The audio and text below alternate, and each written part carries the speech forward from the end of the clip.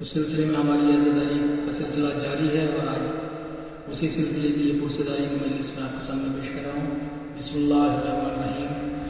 ساری دنیا کی عورتوں کو گمراہی و ضلالت سے بچا کر سیدھا راستہ دکھانے والا رہبر اعظم اعلان عام کر رہا ہے کہ جس کسی کو بھی سچے راستے کی جستجو ہو وہ ادھر ادھر بھٹکنے کے بجائے میری بات سن لے کہ یہ میری بیٹی فاطمہ صلی اللہ میرا ٹکڑا ہے۔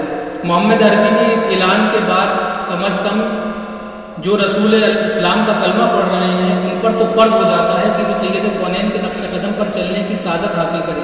یہ دنیا کی ظاہری تڑک بڑک اکثر ہمیں ایسے چکا چوند کر دیتی ہیں کہ ہم اس کے ظاہر سے تو متاثر ہو جاتے ہیں مگر پس پردہ جو نقصانات ہوتے ہیں وہ ہماری نظروں سے دور رہتے ہیں۔ ارباب و فکر و نظر یہ دنیا اور یہاں کی زندگی چند روز کی ہے۔ یہاں کسی کو خبر نہیں کہ ہمیں کتنے دن زندہ رہنا ہے۔ ہمارے اعمال ہی ہماری بخشش کا سہارا بنیں گے، لیکن یاد رکھیں یہ اعمال بھی اسی وقت تک قبول نہیں ہو سکتے جب تک دل میں اہل بیت علیہ السلام کی محبت نہ ہو۔ یہاں دنیا میں بھی ہمیں عزت و باوقار بنائے گی محبت اہل بیت، اور آخرت میں بھی یہ بہشت کا راستہ دکھائے گی۔ مشہور ہے کہ ایک فاحشہ عورت مدینے میں رہتی تھی۔ اس کے گھر کے قریب ایک دیدار مرد تھا۔ وہ اپنے یہاں برابر مظلوم حسین علیہ السلام کی مجلسیں کراتا رہتا تھا۔ اتفاقاً ایک دن اس کے یہاں مومنین جمع تھے، مجلسیں ہو رہی تھی، ہر طرف مومنین مصائب مظلوم کربلا سن کر رو رہے تھے۔ اسی اثنا میں صاحب خانہ نے اپنے خادم کو بلایا اور کہا مجلس لگ بھگ ختم ہونے پر ہے، فوراً عزادار حسین کے لیے طعام کا انتظام کرو۔ خادم گیا اور مجلس ختم ہونے سے پہلے ہی طعام کا انتظام کر دیا۔ ناگہاں وہی فاحشہ عورت آگ لینے کے لیے اس کے گھر پر آئی۔ دبی ہوئی چنگاریوں میں جو ہی اس نے راکھ ہٹا کر آگ لینا چاہا کہ ایک چنگاری اس کے لگ گئی، غرض کہ اس کی آنکھوں سے آنسو نکل پڑا اور وہ گر گیا۔ اپنی ضرورت کی آگ لے کر وہ اپنے گھر چلی گئی۔ جب دوپہر ہوئی تو اس کی آنکھ لگ گئی۔ خواب میں دیکھا جیسے قیامت کا حرش برپا ہے، فرشتے آگ کی زنجیریں ڈالے ہوئے ہیں، اسے جہنم کی طرف کھینچ کے لے جا رہے ہیں۔ وہ فرشتے کہہ رہے ہیں کہ اپنے زانیہ خداوند عالم تجھ پر غضبناک ہوا ہے اور اس نے حکم دیا ہے کہ تجھے جہنم کے بھڑکتے ہوئے شعلوں کے حوالے کر دے۔ عورت نے رو رو کر فریاد کرنا شروع کیا مگر کوئی مدد کو نہ پہنچا، یہاں تک کہ جہنم کے کنارے تک پہنچ گئی۔ فرشتے چاہتے تھے کہ اسے آگ میں پھینک دے کہ ناگہاں ایک بزرگ نورانی شکل تشریف لائے اور فرمایا چھوڑ دے اسے، جہنم میں مت ڈالو۔ ملائکہ نے عرض کیا کہ اے رسول خدا صلی اللہ علیہ وسلم ہمیں خدا کا حکم ملا ہے۔ حضرت نے فرمایا ہاں بے شک اللہ کا حکم ہے، یہی تو تھا، مگر میں نے ان سے سفارش کیا تمہیں خبر نہیں کہ اس کی آنکھوں سے اس وقت آنسو بہے تھے جبکہ یہ میرے حسین مظلوم کے مصائب پڑھ رہے تھے۔ اس کے آنسو عزادار حسین کے آنسوؤں میں شامل کر لیے گئے، لہٰذا میں کیوں کر گوارا کر سکتا ہوں کہ اب اسے جہنم کی آگ کے حوالے کر دیا جائے۔ ارباب و فکر و نظر اس واقعے سے ہمیں اندازہ ہوتا ہے کہ رسول خدا کو اپنے نواسے حسین سے کس قدر کی محبت تھی۔ ہائے افسوس، کیا صدمہ روئے رسول پر پہنچا ہوگا جبکہ روز عاشور کبھی انصار کا لاشا اٹھا رہے ہوں گے، کبھی عیسیٰ کے جنازے پر ماتم کر رہے ہوں گے۔ تاریخ سے پتہ چلتا ہے مولا نے سب صدموں میں ہوش و حواس بجا تھے، مگر جب علی اکبر شہید ہوئے ہیں تب بوڑھے باپ کے حواس منتشر ہو گئے۔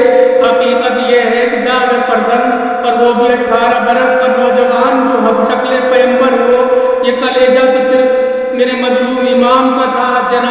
چنانچہ منقول ہے جب سبھی انصار دھیرے دھیرے شہادت پا چکے تو حسین مظلوم نے علی اکبر کی طرف دیکھا، کہا بیٹا جب کبھی مجھے اپنے نانا کی یاد زیادہ تڑپاتی تھی تو میں تیری صورت دیکھ لیا کرتا تھا، لیکن تیرے بعد میرے دل کو کیسے تسکین ہوگی۔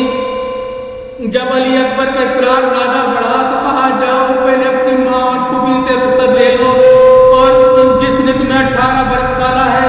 علی اکبر خیمے میں آئے، اپنی ماں سے اجازت مانگی، پھر پھوپھی کے پاس گئے، کہا پھوپھی جان اپنے اکبر کو میدان میں جانے کی اجازت دیجیے۔ زینب نے بھتیجے کو پڑھ کر لپٹ لیا اور رونے لگی، کہا بیٹا جو میدان میں گیا ہے وہ واپس نہیں آتا، تو تم جانا چاہتے ہو؟ علی اکبر نے دونوں ہاتھوں کو جوڑا، کہا پھوپھی جان سوائے اس کے کوئی چارہ نہیں۔ اس موقع پر قاتل امام مظلوم شمر نے نقل کیا ہے کہ جب علی اکبر خیمے سے رخصت کے لیے نکلے تو واللہ عالم خیمے میں اہل حرم کی ایسی دردناک دریا اور ماتم کی آواز اور چیخیں سنائی پڑ رہی تھی کہ میں سمجھا کہ شاید کوئی ویسا بچہ پیار سے تڑپ تڑپ کر مر گیا۔ اس کے بعد جب میں نے دیکھا کہ علی اکبر باہر نکلے تو یہ منظر ایسا منظر تھا کہ جیسے کسی بڑے گھر سے جنازہ نکل رہا ہو۔ غرض ماں پھوپھی اور بہنوں سے رخصت ہو کر علی اکبر خدمت امام میں آئے۔ بوڑھے باپ نے جوان بیٹے کو حسرت سے دیکھا، ایک دفعہ سر جھکا کر کہا میرے لال خدا حافظ۔ باپ سے اجازت ملتے ہی علی اکبر گھوڑے پر تن کر بیٹھ گئے۔ باپ نے آواز دی میرے لال کلیجے میں آگ لگ گئی ہے، جب تک سامنا رہے مڑ مڑ کے مجھے دیکھتے رہنا، مڑ مڑ کے مجھے دیکھتے رہنا۔ شبیہ رسول نے صلاح میں رخصت کیا اور تمام فرض کو حرکت دی۔ گھوڑا فوجی اشیاء کی طرف بڑھنے لگا۔ ابھی کچھ دور گئے تھے کہ علی اکبر کے کان میں پیچھے سے کسی کی ٹھوکر کھا کے گرنے کی آواز آئی۔ پلٹ کر دیکھا تو الگ منظر تھا، نگاہوں کے سامنے بوڑھا باپ کلیجے کو ہاتھ پر رکھے چلا آ رہا ہے۔ علی اکبر گھوڑے سے اتر پڑے، کہا بابا آپ نے تو مجھے رخصت کر دیا تھا، اب ٹھوکر سے ہمت کر رہے ہو؟ کہا بیٹا میں تجھے کیا بتاؤں کہ میں کیوں آ رہا ہوں؟ میرے لال میں نہیں آ رہا بلکہ میرا کلیجہ کھینچے چلا جا رہا ہے۔ علی اکبر نے دونوں ہاتھ کو جوڑ لیا باپ کے سامنے اور کھڑے ہو کہا بابا جان آپ کو تو اپنے علی اکبر کی قسم پلٹ جائیے۔ کہا بیٹا واپس جا رہا ہوں مگر تم صاحب اولاد نہیں ہو، تمہیں بتاؤں کیسے کہ ایک آگ جو کلیجے میں لگی ہے۔ غرض کہ حسین مظلوم نے بڑھ کر آخری بار اپنے جوان بیٹے کو سینے سے لگا لیا۔ کہا بیٹا خدا حافظ۔ علی اکبر گھوڑا دوڑاتے ہوئے ہزاروں خوکار درندوں کے سامنے آئے اور ایک بار شعلہ بار نگاہوں سے دشمنوں کو دیکھا، پھر جسم کی ساری قوت کو سمیٹ کر اب جو تلوار سنبھالی تو جسم سے سر اس طرح سے کٹ کٹ کے گر رہے تھے کہ جیسے بارش ہو رہی ہو۔ خون اتنا بہ رہا تھا کہ زمین کربلا دور تک رنگین ہو گئی، ہر طرف بھگدڑ مچ گئی۔ جبرائیل حیران، فرشتے سردش، زمین کربلا ہل رہی تھی۔ حسین کا کڑیل جوان سفید صفے اڑتے ہوئے آگے بڑھتا چلا جا رہا تھا کہ دشمن نے شور اٹھا کہ ارے یہ فاتح بدر و حنین کا پوتا ہے، یہ عباس کا بھتیجا ہے، مقابلہ ہوگا تو سب کے سب ختم ہو جاؤ گے، چھپ کر مقابلہ کرو، چھپ کر کلیجے پہ نیزے چبھاؤ۔ ادھر حسین کا دل پر ہاتھ رکھے درے خیمہ پر آ کر بیٹھ گئے۔ ام لیلہ کی نظریں حسین پر تھی، حسین کی نگاہیں میدان اور دشمنوں کے بیچ گھرے علی اکبر پہ تھی۔ بس ایک دفعہ حسین کا چہرے کا رنگ بدل گیا، ام لیلہ کے دل کی دھڑکنیں تیز ہو گئی۔ کہا ہے فرزند رسول میرے بچے کی خیر تو ہے، آپ بدحواس کیوں ہیں؟ کہا ام لیلہ میرے اکبر کے مقابلے میں ارزق نامی بہت بھاری پہلوان آ گیا ہے، ہاتھ اٹھا کر دعا کرو کہ میرے بچے فتح یاب ہو۔ ماں کی دعائیں اولاد کے حق میں بہت تاثیر رکھتی ہیں۔ ادھر ماں نے دعا کے لیے ہاتھ اٹھایا، علی اکبر نے نعرہ تکبیر بلند کیا، ادھر ارزق کا سر کٹ کر زمین پر گر گیا۔ ادھر جھنجھلائی ہوئی ہزاروں کی فوج چاروں طرف سے سمٹ کر تنہا اکبر پر حملہ کرنے لگی۔ کوئی تیر سے، تلوار سے، نیزوں اور بھالوں سے گر گئے۔ جو ہی حملے کے لیے آگے بڑھے ایک شکلی نے پیچھے سے چھپ کر ایک ایسا نیزہ مارا کہ جس کا پھل سینے کی ہڈیوں کو چیرتا ہوا اتر گیا۔ ہر طرف سے حملے شروع ہو گئے، کبھی تلوار منہ پر پڑتی ہے، کبھی برچھی سر پر لگتی ہے۔ زخمی جوان گھوڑے پر ڈگمگانے لگا، جب سنبھل نہ پایا تو دونوں باہیں گھوڑے کی گردن میں ڈال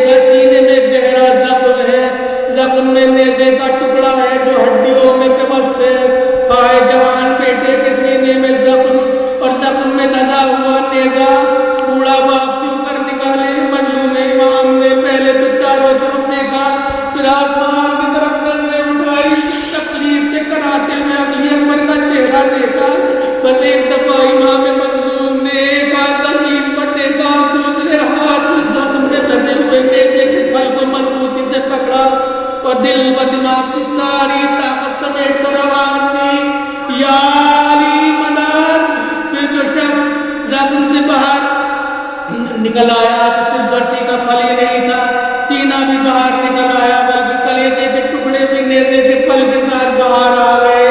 علی اکبر نے ایک چیخ ماری، ارے بابا، سینے سے خون کا فوارہ بہہ نکلا۔